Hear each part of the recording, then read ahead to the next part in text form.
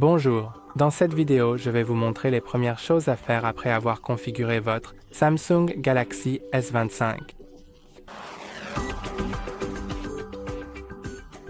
Donc, si vous venez de configurer votre Samsung Galaxy S25, il y a quelque chose que vous pouvez faire pour qu'il fonctionne mieux.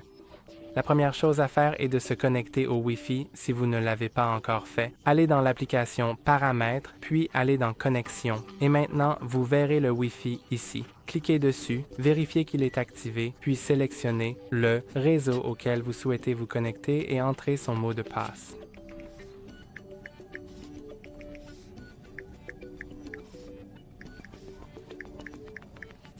Ensuite, cliquez sur Connecteur.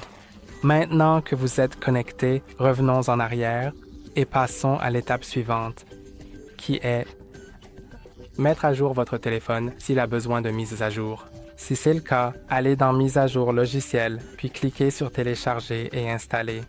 Et il vérifiera les mises à jour disponibles. Vous pouvez voir que mon logiciel est à jour, mais si le vôtre ne l'est pas, vous pourrez le mettre à jour ici.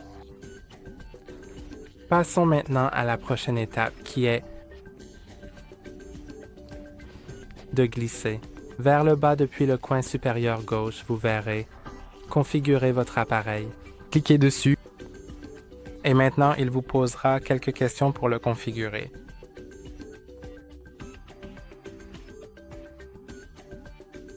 Il vous demande si vous voulez copier vos apps et données de votre ancien mobile. Je clique sur « Ne pas copier », mais si vous le faites, c'est bien de le faire maintenant, car plus tard, cela pourrait être plus difficile. Il vous demande si vous voulez vous connecter à un compte Google si vous ne l'avez pas fait lors de la configuration et je recommande. Bien sûr, vous pouvez passer cette étape, mais je vais le faire puisque cela nous permet de faire d'autres étapes que je vais vous montrer plus tard. Et cela nous permet également d'utiliser les services Google et le Google Play Store pour installer des applications. Donc, je vais me connecter. Si vous n'avez pas de compte, il y avait un bouton pour en créer un, donc vous pouvez aussi le créer.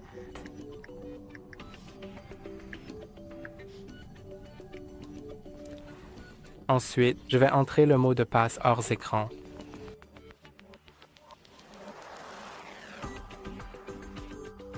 Ensuite, il vous demande qui utilisera cet appareil.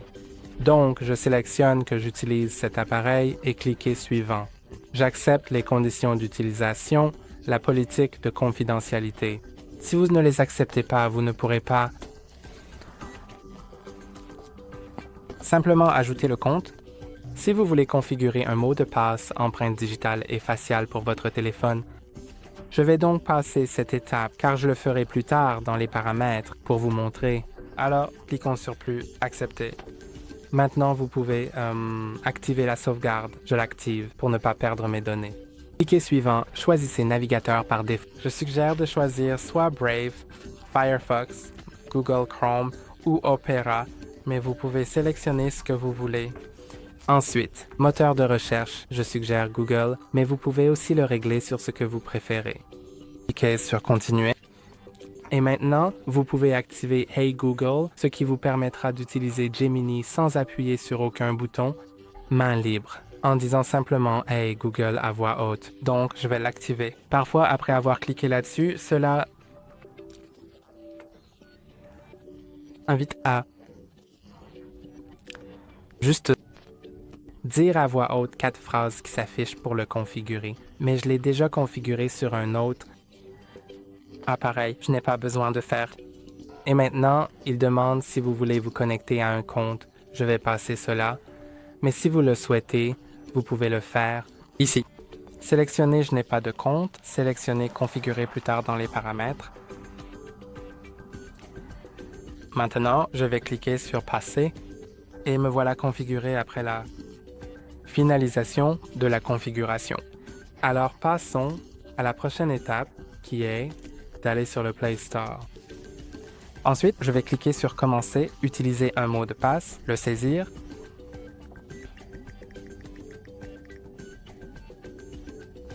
Puis, cliquez sur Terminer, me voici au Play Store. Cliquons sur l'icône de profil dans le coin supérieur droit. Maintenant, nous pouvons aller dans gérer les applications et l'appareil, puis aller dans Mise à jour et je vais tout annuler juste pour cliquer sur Tout mettre à jour. Et maintenant, toutes les applications vont commencer à se mettre à jour. Et c'est vraiment une étape importante parce que sans cela, certaines applications ne seront pas fonctionnelles. Et aussi, les mises à jour offrent des correctifs de sécurité et de nouvelles fonctionnalités supplémentaires. Il est donc vraiment important de mettre à jour vos applications. Maintenant, je vais passer à la prochaine étape qui est de configurer le mot de passe, l'empreinte digitale et la reconnaissance faciale si vraiment souhaité. Allons dans la sécurité et la confidentialité dans les paramètres, puis allons à l'écran de verrouillage. Définissez ici l'écran de verrouillage. Je le règle sur un schéma. C'est une sécurité moyenne, moyenne haute et haute.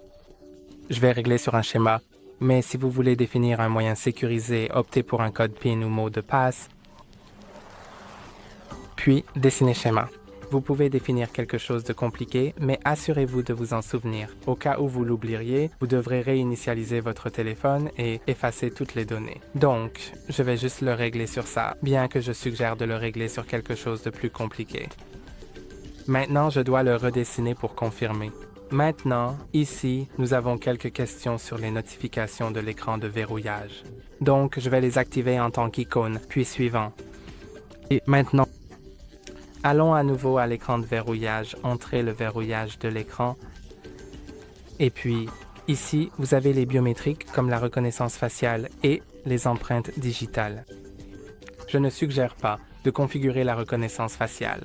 Je vais vous montrer comment le faire, mais je ne le recommande pas parce que ce n'est pas très sécurisé, puisqu'il se base uniquement sur la caméra, pas sur le capteur IR. Certains téléphones ont des capteurs AR. Celui-ci ne l'a pas et il se base uniquement sur la caméra, donc il peut être déverrouillé avec une photo de vous ou par quelqu'un qui vous ressemble. Mais je vais vous montrer comment le faire au cas où vous en auriez vraiment besoin. Je vais cliquer sur Enregistrer. Maintenant, positionnez votre visage dans le cadre. Puis, levez le visage.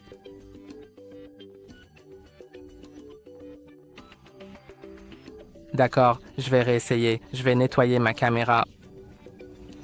Et réessayer.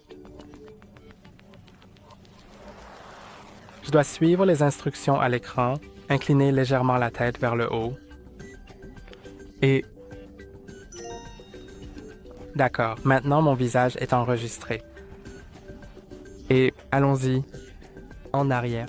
Ensuite, configurons l'empreinte, ce qui est en fait sécurisé. Donc, configurer l'empreinte digitale. Maintenant, je vais cliquer sur Enregistrer puis mettre le doigt sur le capteur d'empreinte digitale qui est sous l'écran.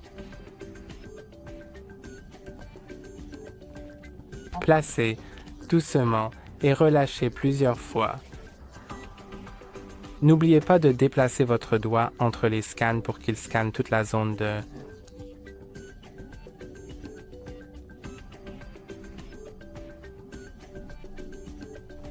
Et maintenant, cliquez sur Terminer. Maintenant, je vais vous montrer comment déverrouiller avec ces trois méthodes. Donc, la première était de glisser vers le haut puis d'entrer votre verrouillage d'écran.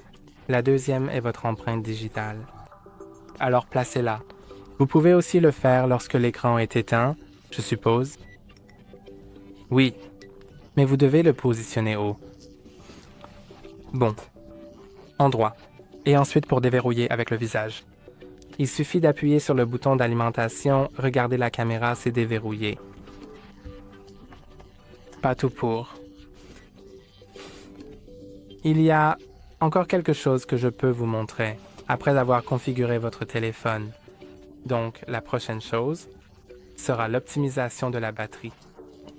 Ainsi, allons dans les paramètres de la batterie, puis allez à la protection de la batterie. Et je vous recommande de l'activer et de le régler sur adaptatif. Mais je pense que pour faire cela, je devrais me connecter au compte Samsung.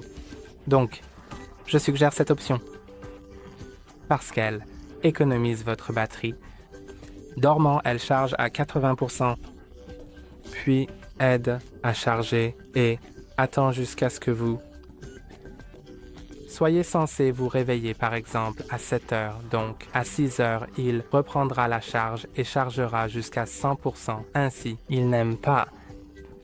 Il ne surcharge pas pendant la nuit. Et maintenant, passons à la prochaine chose qui est désinstaller certaines applications non importantes. Donc, par exemple, si vous ne voulez pas Outlook, vous pouvez appuyer et maintenir puis le désinstaller.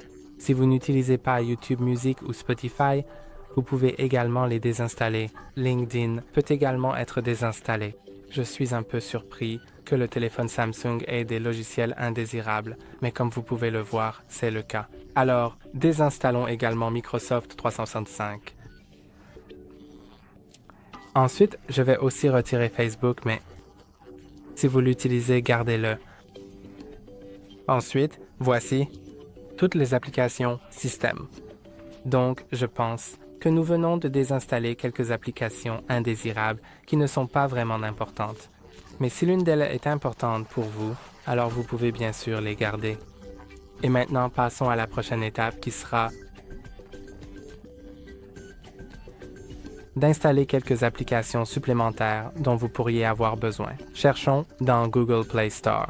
Trouvez l'application nécessaire. Cela peut être soit Netflix, Facebook, Instagram, TikTok, n'importe quel communicateur comme WhatsApp ou Facebook Messenger, vous avez besoin. Vous installez maintenant.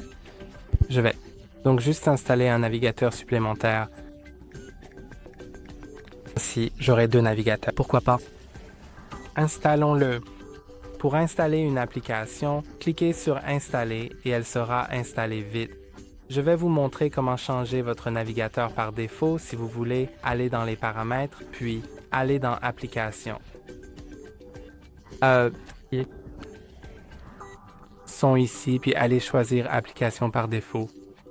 Et vous pouvez sélectionner l'application de navigateur, l'application d'assistant numérique, et plus encore, allons à l'application de navigateur, puis sélectionnez l'une d'entre elles. Et c'est tout. Pour aujourd'hui, n'oubliez pas de liker et de vous abonner. À la prochaine.